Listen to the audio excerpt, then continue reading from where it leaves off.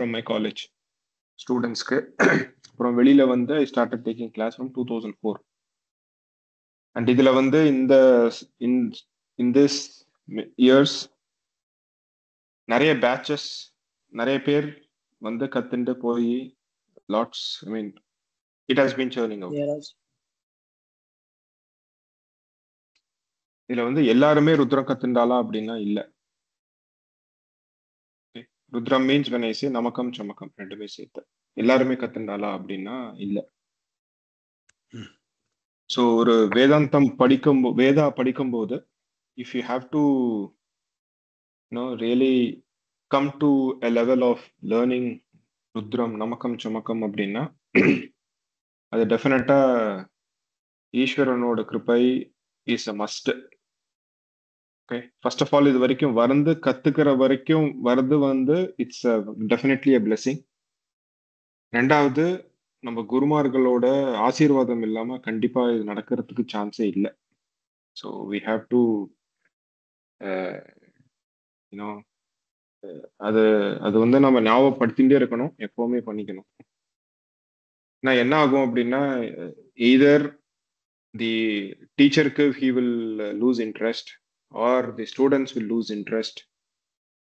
ஏதாவது ஒரு தடங்கள் வரும், ஏதாவது something will happen and you will not be able to learn Namakam Chamakam ஸ்பெசிஃபிக்கா. இது வந்து நம்ம ஆச்சாரியஜி சொல்லியும் கேட்டிருக்கோம். I mean Vedanta we have heard. But இதுலயும் I have seen many people who have started learning, but they have started learning. எனக்கு என்கிட்டயே I know there are a couple of students who are still halfway in namakam chamakam. I mean namakam Rudram ஆரம்பிச்சு அப்படி நின்று போச்சு. Some reason, ஏதோ ஒரு reason, அவளுக்கு முடியல, அது மாதிரி ஏதாவது நடக்கும், doesn't get completed. So நமக்கு வந்து today we are going to start. இதுல ப்ரே பண்ணிட்டே இருக்கணும். குருமார்கள்ட்டையும் ப்ரே பண்ணணும், ஈஸ்வரன்ட்டையும் ப்ரே பண்ணணும், பரம்பராட்ட ப்ரே பண்ணணும். But we complete it in a smooth way. Completion is one. Completing in a smooth way is one more. Without any breaks, without any hurdles. வரும் கண்டிப்பா, இல்லைன்னு சொல்ல. ப்ரே பண்ணணும். We have to be very conscious about it. ஒன்றும் இல்லை, இத்தனை நாள் சென்னையில் இருந்தேன். Last 4 years, it just pushed me somewhere outside Chennai now. Something or the other will keep happening. But we have to have our sincere prayers always to ensure that we complete this. So adukku dhaan வந்து we thought, okay, I thought we will start with a prayer to our Guru Parampara Swami ellarkum, just to ensure we cross this as fast as possible, and then without any much of a hurdle. ஹர்டிலே வராதுன்னு சொல்ல மாட்டேன், கண்டிப்பா வரும், தடங்கள் வரும். ஒன்றும் இல்லை, நல்ல தடங்களா வரும். கேம்ப் வரணும். இப்போ we have 3 schools here. ஆளுக்கு கண்டிப்பா we will have camps. அப்பெல்லாம் பிரேக் வரும். ஸோ அந்த பிரேக்குக்கு அப்புறம் again we have to come back and then join again. அந்த பிரேக்கும் போது we will miss classes. So இது மாதிரி லாட் ஆஃப் திங்ஸ் நாம ப்ராக்டிஸ் பண்ணணும். அப்பதான் வந்து we can move fast forward. ஏன்னா Namakam Chamakam chanting is slightly different compared to நம்ம சூக்தம் சாண்ட் பண்றதை விட கொஞ்சம் ஸ்லைட்லி டிஃப்ரெண்ட். ஏன்னா எல்லாம் ஒரே பேராகிராஃபா ஃபுல்லா வரும். ஸோ சேர்ந்து சொல்ல வேண்டி வரும். இவ்வளோ பெரிய பேட்ச் இருக்கு. ஸோ எல்லாருக்கும் ஈக்குவலா கூட்டின்னு கொண்டு போகணும். எல்லாருமே ஈக்குவலா கத்துக்கணும். எல்லாரோட ஹெல்த் நல்லா இருக்கணும். சொல்லிக் கொடுக்குற ஆச்சாரியாவோட ஹெல்த் நல்லா இருக்கணும். அவரு லீவ் போடக்கூடாது, அவருக்கு இன்ட்ரெஸ்ட் லூஸ் பண்ணக்கூடாது. It also affects it all. I mean என் சைட்ல இருந்தும் இருக்கு. So all this have to be crossed. ஏன்னா ருத்ரம் கத்துக்கிறது அப்படிங்கிறது வந்து it is not easy. I mean trust me, இது out of these many years of teaching experience I have seen, many have churned out. Maybe this is 9th or 10th or 11th batch which has come till Rudram, and then kind of going ahead. So let's keep this in mind, and sincere we both will pray, we all will pray, and then we'll ensure that we we complete this, then take it forward. Okay, that note, start.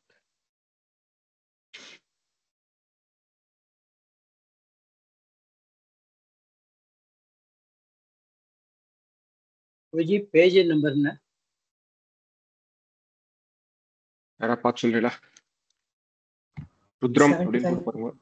75. 181. 181 in தமிழா? ஆமா. இது நீராஜனம் இல்ல நீராஜனம் இல்ல, நம்ம normal book, தி கிளாஸ்ல கொடுத்த book. கிளாஸ்ல வந்து 70 G லகுன்யாசா. லகுன்யாசம் இல்ல, Rudram. Rudram okay. 88. 88 and 75. Okay. 75. Yeah.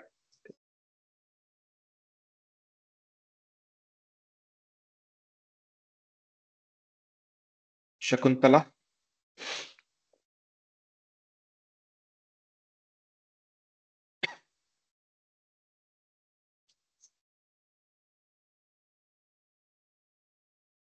Rikela. ॐ गणानां त्वा गणपतिगुं हवामहे कविं कवीनामुपमश्रवस्तमं ज्येष्ठराजं ब्रह्मणां ब्रह्मणस्पत आनः शृण्वन्नोतिभिः सीदसादनम् प्रणो देवी सरस्वती वाजेभिर्वाजिनीवती धीन्नाम वित्रयवतु गणेशाय नमः सरस्वत्यै नमः श्री गुरुभ्यो नमः हरि ओम. रिपीट பண்ணுங்க. ओम नमो भगवते रुद्राय. ஓம் நமோ பகவதி रुद्राय. ओम नमो भगवते रुद्राय. शकुंतला மட்டும்தான், இது எல்லாரும் மியூட்ல போடுங்க. ओम नमो भगवते रुद्राय. ओम नमो भगवते रुद्राय. ओम नमो भगवते रुद्राय. ओम नमस्ते रुद्र. ओम नमस्ते रुद्र. ओम नमस्ते रुद्र. मन्यव. मन्यव. मन्यव. उतोत. उतोत. उतोत. इषवे नमः. ईशवे नमः. ईशवे नमः. ओम नमस्ते रुद्रमन्यव. ओम नमस्ते रुद्रमन्यव. ओम नमस्ते रुद्रमन्यव. उतोत इषवे नमः. उतोत ईशवे नमः. उतोत ईशवे नमः. नमस्ते रुद्रमन्यव. नमस्ते रुद्रमन्यव. नमस्ते रुद्रमन्यव.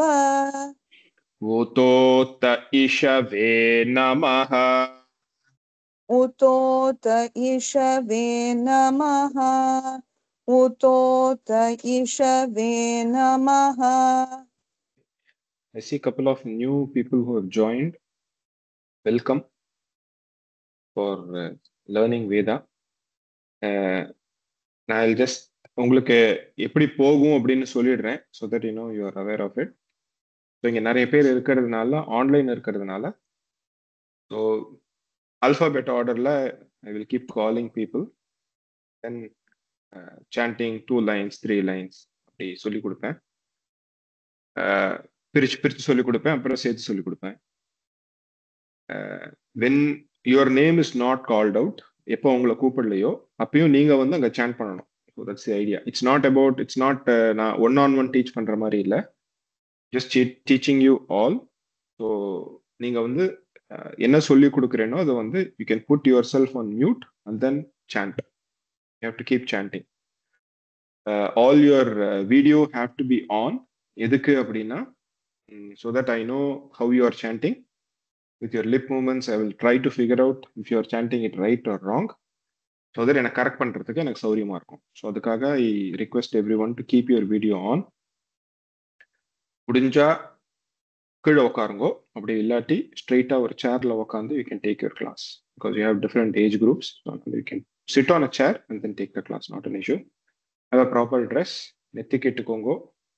எதர் விபூதியா இட்டுக்கணும் இல்லை திருமணம் இட்டுக்கணும், whichever is comfortable, whichever you are doing. இட்டுண்டு sit for the class every day. Once a class is over, அன்னைக்கு கிளாஸோட recording I will send it so that for you to practice that particular piece, whatever we have taught in that particular class. Sometimes I will ask you to send the recording back just to see how it is going. So that அது வந்து it will give me an idea, இன்னும் அது நடத்தணுமா வேண்டாமா அப்படின்னு. அதுக்காக okay. I hope I have made myself clear. ஏதாவது டவுட்னா குரூப்ல என்னோட நம்பர் இருக்கு, you can send me WhatsApp. India number இருக்கு, சென்ட் மீ வாட்ஸ்அப். என் பேர் Sai Ganesh. You send me, நான் I will try to respond. குரு டைரஸ் புக்ல எந்த பேஜ் நம்பர்? எந்த புக்கு? இரிட்டேடஸ் அனுப்பிச்சிருந்தா.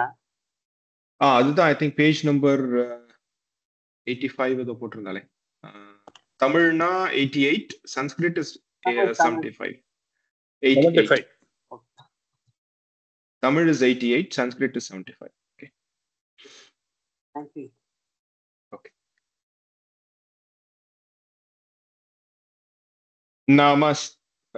Namaste Rudramanyava. Namaste Rudramanyava. Namaste Rudramanyava. Utota Ishave Namaha. Utota Ishave Namaha. Utota Ishave Namaha. Namaste Rudramanyava. Utota Ishave Namaha. Namaste Rudramanyava. Utota Ishave Namaha. Namaste Rudramanyava. Utota Ishave Namaha. Namaste Astu Dhanvane. Namaste Astu Dhanvane. Namaste Astu Dhanvane. Bahubhyam.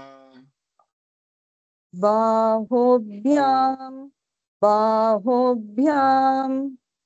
Bahubhyam mutate namaha. Bahubhyam utate namaha. Bahubhyam utate namaha. Namaste astu dhanvane. Namaste Astu Dhanvane. Namaste Astu Dhanvane. Bahubhyam mutate namaha. Bahubhyam utate namaha. Bahubhyam utate namaha. Namaste astu dhanvane. Bahubhyam mutate namaha. Namaste Astu Dhanvane. Bahubhyam utate namaha. Namaste Astu Dhanvane. Bahubhyam utate namaha.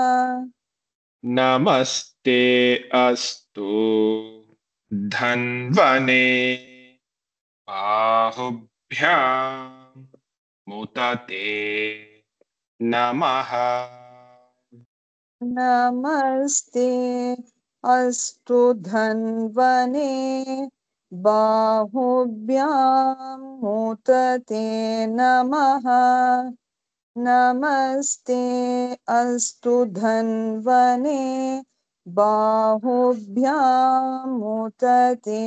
बाहुभ्यां मुदते नमः धन्वनेल वामेल धन्वने नेल धन्वनेल धन्वने okay the change धन्वने ओके adedha धन्वने बाहुभ्यां मुदते नमः okay यात इषुः यातयिषुः शिवतमा शिवतमा शिवं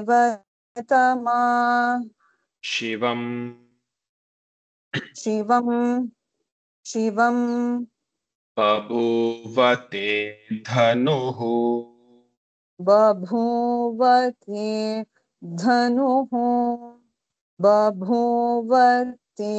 धनुः यात येषुः यातयिषुः शिवतमा शिवं शिवतमा शिवं बभूवते धनुः बभूवते धनुः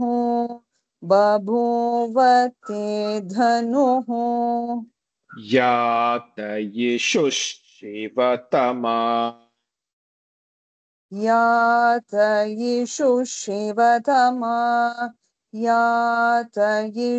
शिवतमा शिवं बभूवते धनुः शिवं बभूवते धनुः जी शिवं இந்த बभूवते धनुः சான்ஸ்கிரிட் புக்ல பபுவல வாக்கு மேல கோடு போட்டிருக்கு ஜி. நம்ம வேக் மேல கோடு இருக்கு பபுவல வாக்கு மேல மேல தூக்கி சொல்லணும். கரெக்ட் தூக்கி தான் சொல்றோம். यात येषुः शिवतमा शिवं यातयिषुः शिवतमा शिवं यातयिषुः शिवतमा शिवं बभूवते धनुः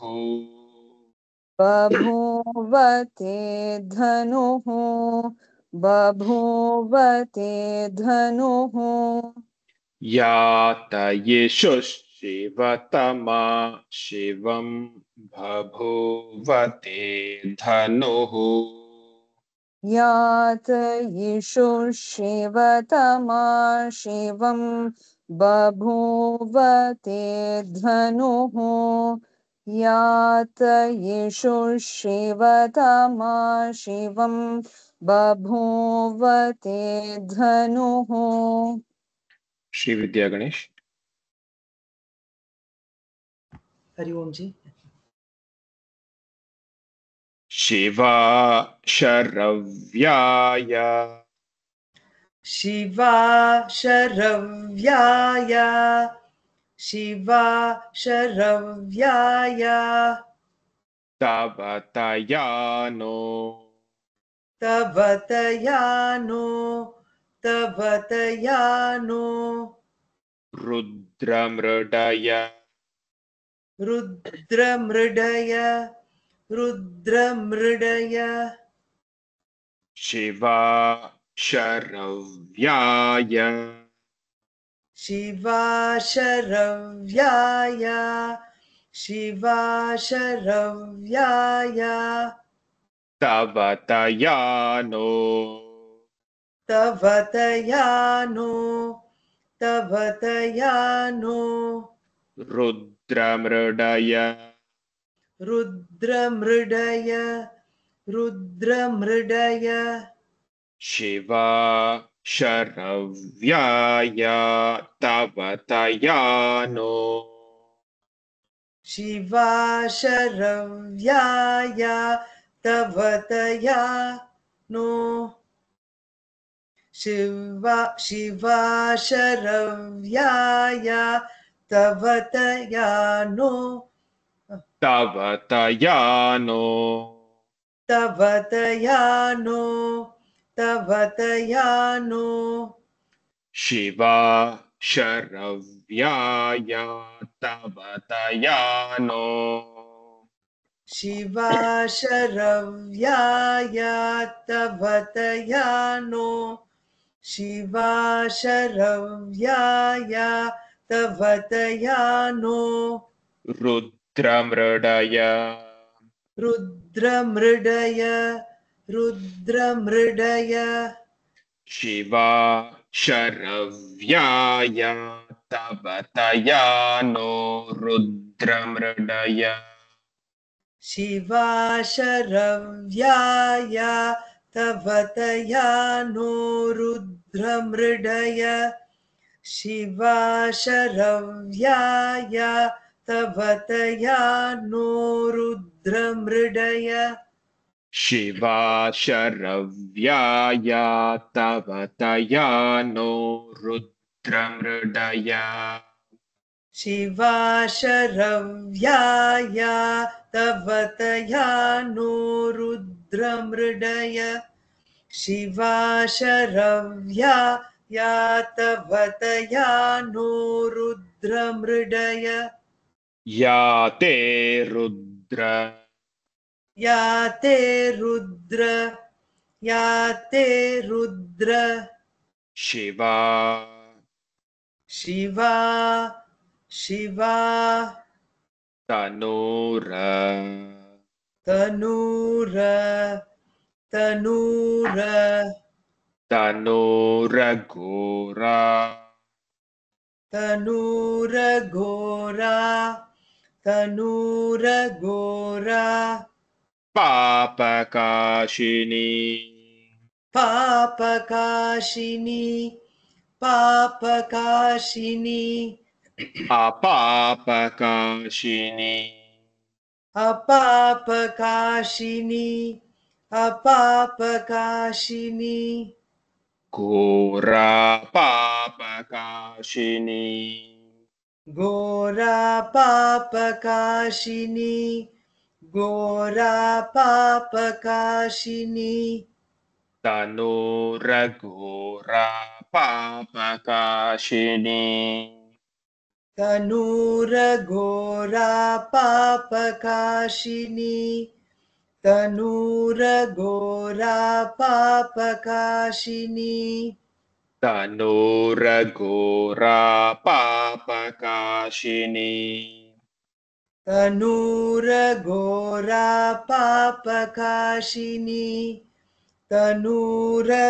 तनूर घोरा पापकाशिनी या ते रुद्र शिवा या ते रुद्र शिवा या ते रुद्र शिवा शिवा तनूरघोरा पापकाशिनी शिवा तनूर गो शिवा तनूर गो शिवा तनूरघोरा पापकाशिनी शिवा तनूर गो तनूर शिवा ஒரு நிமிஷம் शिवा तनूरघोरा पापकाशिनी शिवा तनूर घोरा पापकाशिनी शिवा तनूर घोरा पापकाशिनी நூக்குழ இல்ல தாக்குழ ஆ. शिवा तनूरघोरा पापकाशिनी शिवा तनूरघोरा पापकाशिनी शिवा तनूरघोरा फर्स्ट टाइम करेक्ट शिवा तनूरघोरा पापकाशिनी या ते रुद्रशिवा तनूरघोरा पापकाशिनी या ते रुद्रशिवा तनूरघोरा पापकाशिनी या ते रुद्रशिवा तनूरघोरा पापकाशिनी तया नस्तनुवा तया नस्तनुवा तया नस्तनुवा तया नस्तनुवा तया नस्तनुवा तया नस्तनुवा शन्तमया शन्तमया शन्तमया गिरिशन् गिरिशन् गिरिशन् ताभिचाकशीः ताभिश्चाकशीः ताभिश्चाकशीः ताभिचाकशीः ताभिश्चाकशीः ताभिचाकशीः गिरिशन् ताभिचाकशीः गिरिशन्ताभिचाकशीः गिरिशन्ताभिचाकशीः तया नस्तनुवा तया नस्तनुवा तया नस्तनुवा शन्तमया शन्तमया शन्तमया गिरिशन्ताभिचाकशीः गिरिशन्ताभिचाकशीः गिरिशन्ताभिचाकशीः शन्तमया गिरिशन्ताभिचाकशीः शन्तमया गिरिशन्ताभिचाकशीः शन्तमया गिरिशन्ताभिचाकशीः तया नस्तनुवा शन्तमया तया नस्तनुवा शन्तमया तया नस्तनुवा शन्तमया गिरिशन्ताभिचाकशीः गिरिशन्ताभिचाकशीः गिरिशन्ताभिचाकशीः तया नस्तनुवा शन्तमया गिरिशन्ताभिचाकशीः तया नस्तनुवा शन्तमया गिरिशन्ताभिचाकशीः तया नस्तनुवा शन्तमया गिरिशन्ताभिचाकशीः Good. Swaminathan. Yameshum. Ji, kindly excuse. I will skip. Okay. Srinidhi. Yameshum. यामेशं यामेशं Girisham. गिरिशन् गिरिशन् Tahaste. तहस्ते तहस्ते Bibarshyastave. पिपर्ष्यस्तवे पिपर्ष्यस्तवे Bibarshyastave. बिभर्ष्यस्तवे बिभर्ष्यस्तवे यामेषुं गिरिशन्तहस्ते यामिषुं गिरिशन्तहस्ते यामिषुं गिरिशन्तहस्ते बिभर्ष्यस्तवे बिभर्ष्यस्तवे बिभर्ष्यस्तवे यामेषुं गिरिशन्तहस्ते बिभर्ष्यस्तवे यामिषुं गिरिशन् बिभर्ष्यस्त यामेषुं गिरिशन्तहस्ते यामिषुं गिरिशन्तहस्त्रे यामिषुं गिरिशन्तहस्त्रे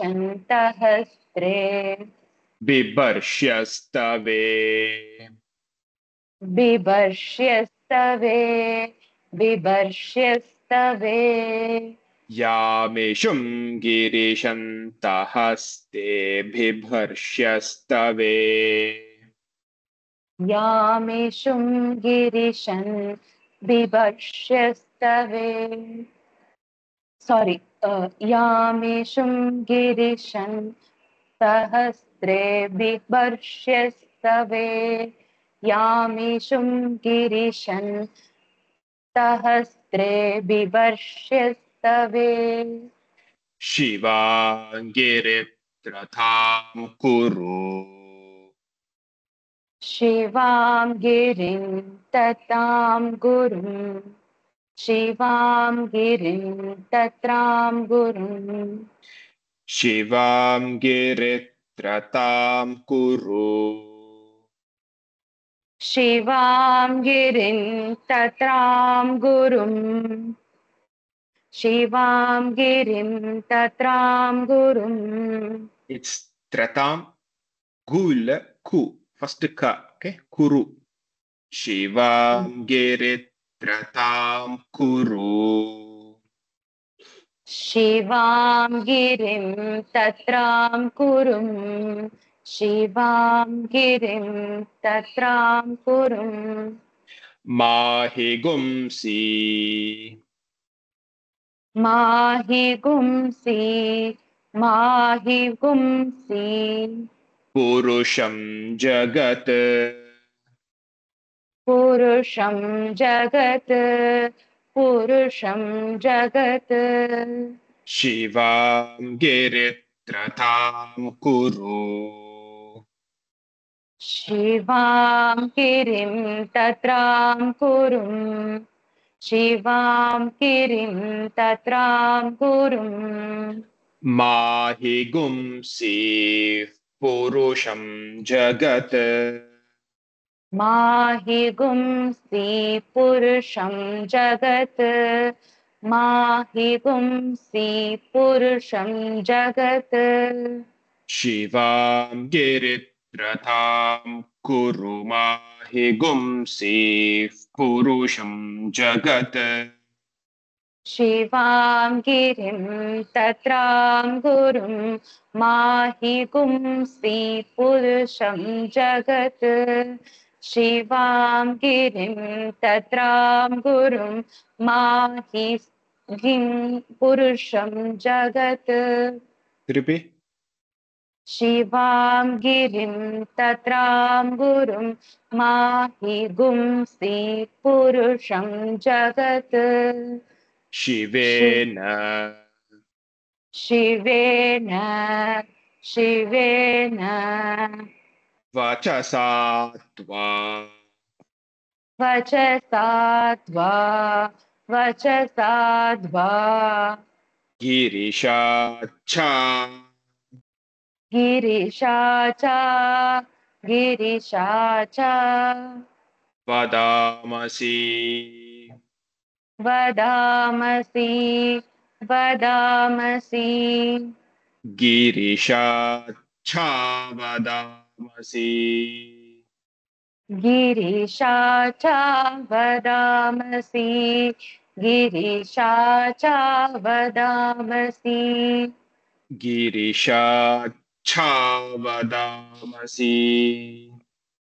गिरीशाचा वदामसि गिरीशाचा वदामसि शिवेन वचसा त्वा शिवेन वचसा द्वा शिवेन वचसा द्वा गिरिशाच्छावदामसि गिरीशाचा वदामसि गिरीशाचा वदामसि शोभना स्वामिनाथन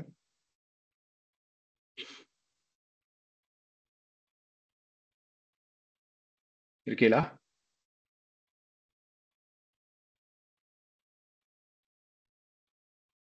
சரோஜா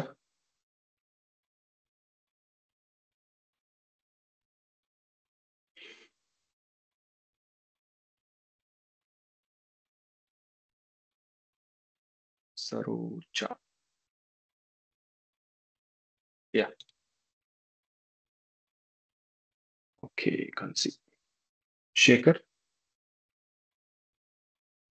अस्तु अस्तु महोदय यथा नः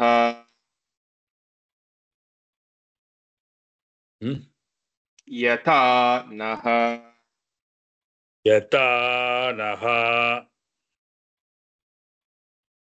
यथा नः सर्वमिज्जगद सर्वमिज्जगत सर्वमिज्जगत यक्ष्मगुं यक्ष्मगुं यक्ष्मगुं सुमना असत् सुमना असत् सुमना असत् यथा नः यथा नः यथा नः सर्वमिज्जगद सर्वमिज्जगत सर्वमिज्जगत यक्ष्मगुं यक्ष्मगुं यक्ष्मगुं यक्ष्मगुं सुमना असत् यक्ष्मगुं सुमना असत् यक्ष्मगुं सुमना असत् यथा नः सर्वमिज्जगद यथा न सर्वमिज्जगत यथा न सर्वमिज्जगत यक्ष्मगुं सुमना असत्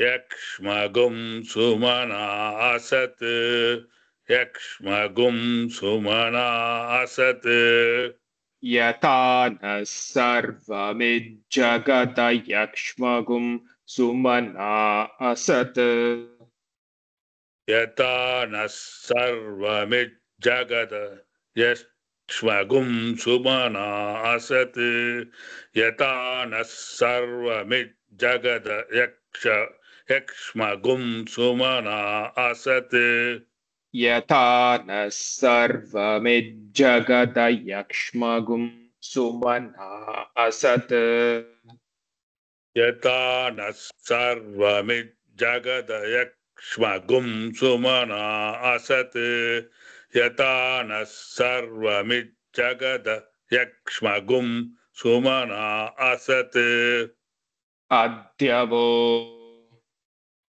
अद्यवो अद्यवो चदति वक्ता चदति वक्ता चदति वक्ता प्रथमो प्रथमो प्रथमो दैव्योऽभिषक् दैव्योऽभिषक् दैव्योऽभिषक् अद्यवो चदति वक्ता अद्य वोचदति वक्ता अद्य वोचदति वक्ता प्रथमो दैव्यो भिषक् प्रथमो दैव्यो भिषक् प्रथमो दैव्यो भिषक् अद्य वोचदति वक्ता प्रथमो दैव्यो भिषक् अद्य वोचदति वक्ता प्रथमो दैव्यो भिषक् अद्य वोचदति वक्ता प्रथमो दैव्यो भिषक् अहीगश्च सर्वान् अहीगश्च सर्वान् अहीगश्च सर्वान् जम्पयन् सर्वान् जम्पयन् सर्वान् जम्पयन् सर्वान् क्षयातु धान्यः क्षयातु धान्यः क्षयातु धान्यः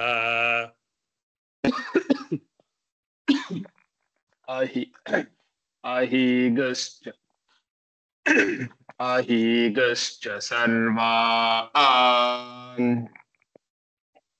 अहीगश्च सर्वान् अहीगश्च सर्वान् जम्बयन् सर्वान्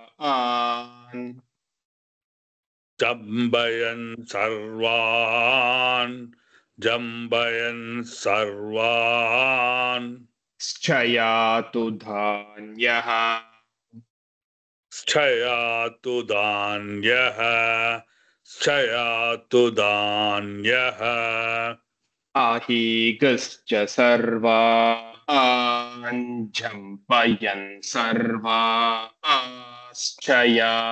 धान्यः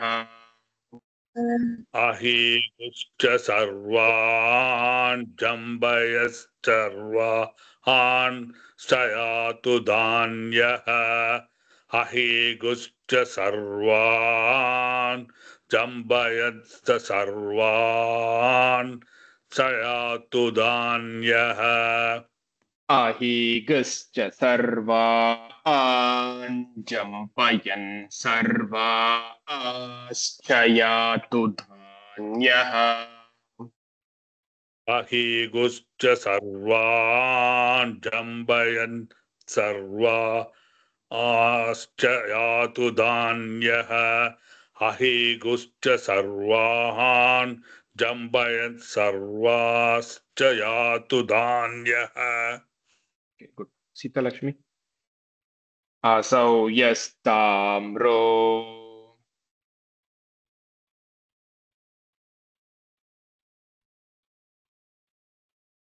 Asau yastamro.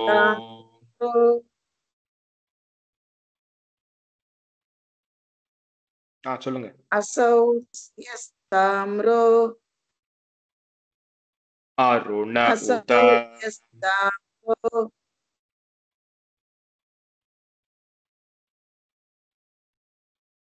அருண உத अरुण उद अरुण उद பப்ருஹு पप्रुहु पप्रुहु சுமங்கலஹ सुमङ्गलः सुमङ्गलः असौ यस्ताम्रो असौ यस्ताम्रो असौ यस्ताम्रो अरुण उत अरुण उद अरुण उद बभ्रुसुमङ्गलः पप्रु सुमङ्गलः पप्रु सुमङ्गलः असौ यस्ताम्रो असौ यस्ताम्रो अरुण उत असौ यस्ताम्रो अरुण उद असौ यस्ताम्रो अरुण उद बभ्रुसुमङ्गलः पप्रुसुमङ्गलः पप्रुसुमङ्गलः असौ यस्ताम्रो अरुण उत बभ्रुसुमङ्गलः असौ यस्ताम्रो अरुण उद पप्रुसुमङ्गलः असौ यस्ताम्रो अरुण उद पप्रुसुमङ्गलः ये चेमागुम् ये चेमागुम् रुद्रा अभितो रुद्र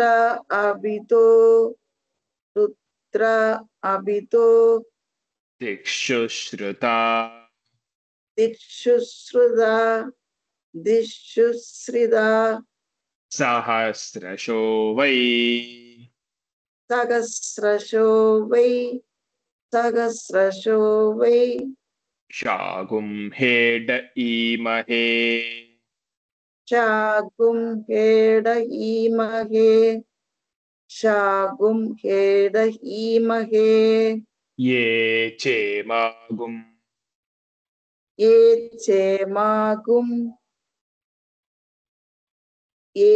चेमागुम् रुद्रा अभितो रुद्र अभितो दिक्षुश्रुता दिक्षुश्रिता सहस्रशो वै सहस्रशो वै शागुं हेड ईमहे शागुं हेड ईमहे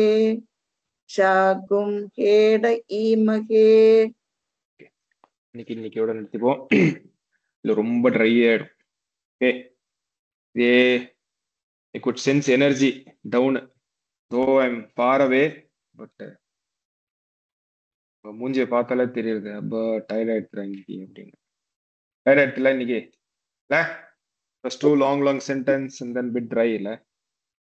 நெக்ஸ்ட்ல இருந்து ஒரு ஜாலியா இருக்கும். ஏன்னா கத்துக்கிறது ஈஸி, ஒவ்வொரு வேர்டு கத்துண்டா போறோம். அப்புறம் வெறும் நமோ நம நல்ல வரும், அது மட்டும் கரெக்டா சொல்லிட்டா போதும். நான் கரெக்டா சொல்லணும், அதான் மேட்ரு. கத்துக்கிறது ஈஸி, சொல்லும் போது ஜாலியா இருக்கும்.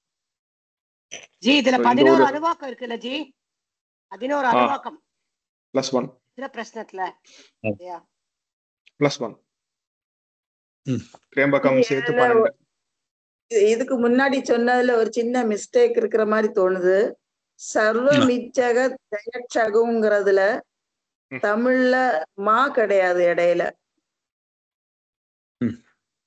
சர்வமிச்சகத யக்ஷகும் யக்ஷமகும்னு கிடையாது தமிழ்ல, மா கிடையாது. யக்ஷகும் தான் சொல்லியிருக்கு, மா இல்லையே. இல்ல சான்ஸ்கிரிட்ல மா இருக்கிற மாதிரி தெரியும். சான்ஸ்கிரிட்ல மா இருக்கு ஜி. யக்ஷ்மகும் மா இருக்கு அங்க. தமிழ்ல போட்டுக்கோங்க. தமிழ்ல மா இல்ல. மா போட்டுக்கோங்க. மா இல்ல. எந்த லைன்? யக்ஷ்மகும்ல மா போட்டுக்கோங்க. ஓகே. நான் இந்த சென்னைக்கு வரும்போது will take that book. யக்ஷ்மகும் எந்த லைன் சார் அது? 182 நீராஜனம் புக்ல 182ல மூணாவது லைன். இல்ல ஜி, நீராஜனம் வேண்டாம் உங்களுக்கு, ஏன்னா யாருக்கும் நீராஜனம் கிடையாது. they have the ரீடிங்ல கொடுத்த book. சரி, தமிழ்ல சொல்றேன், மா கிடையாது அதுல. Okay, thank you. மா போட்டுக்கலாம். சரி, சென்னைக்கு வந்து கிளாஸ் எடுத்தா வருவேளா மாட்டேல? 2 நாள் 3 நாள் 4 நாள் வரும். எல்லாம் வருவோம்னு சொல்றீங்க, ஆனா 10 பேர் வருவீங்க. நாங்க உங்களை சொல்ல ஜெனரலா சார் சாய் கணேஷ் பாக்கிறதுக்கு நான் வருவேன் சார். தெரியல, பாப்போம். ஓகே, வரும்போது சொல்றேன். ஹரி ஓம். ஓம் சாந்தி சாந்தி சாந்தி. யதக்ஷர பதப்ரஷ்டம் மாத்ராஹீனம் து யத்பவேத் தத்சர்வம் க்ஷம்யதாம் தேவ. நாராயண நமோஸ்துதே. விசர்க பிந்து மாத்ராணி பதபாதாக்ஷராணி ச न्यूनानि चातिरिक्तानि समक्ष्व पुरुषोत्तम. अन्यथा शरणं नास्ति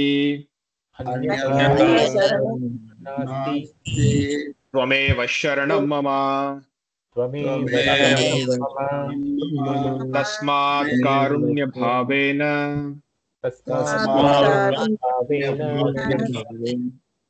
रक्ष रक्ष महेश्वर. हरि ओम तत्सत्.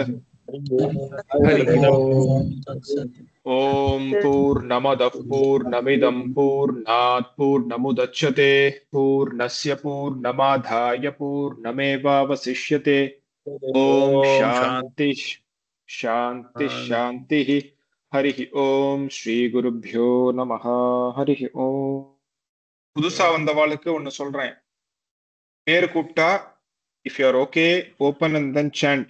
வெக்கப்படாதீங்க. ஏன்னா நீங்க எப்படி சொல்றேன்னு அப்பதான் எனக்கு தெரியும், கரெக்ட் பண்ணவும் முடியும். ஓகே, அதனால don't feel shy. It's all same group. Everybody has crossed this.